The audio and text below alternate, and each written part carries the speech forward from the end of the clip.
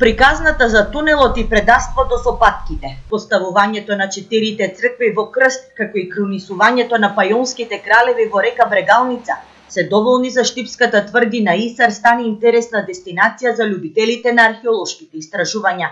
Штип ја има приказната, но потребно е да се разработи и да се понуди. Овде се наоѓа и црквата Свети Власие, која датира од 13-тиот век.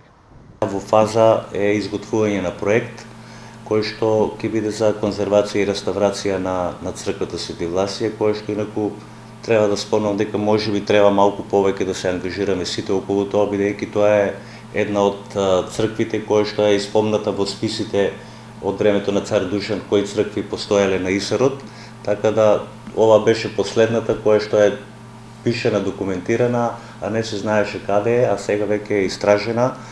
Тврдината Исар е една од ретките примери каде што дел од преданијата кои штипјани ги раскажувале со векови се потврдуваат со археолошки истражувања.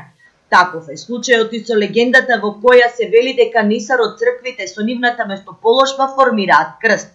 Сега со откривањето на црквата Свети Власие се потврдува и оваа легенда.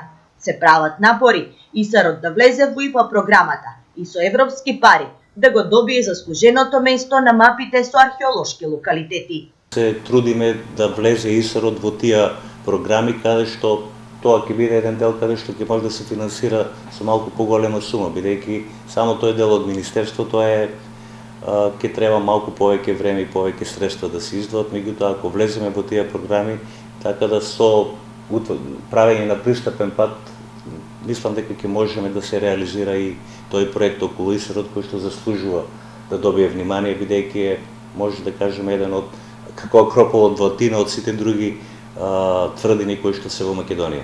Легендата за патките и тајниот тунел кој бил единствен начин на османлиите да ја покорат тврдината се потврди во 1986 година, кога случајно беше открен при поставување на колекторска мрежа.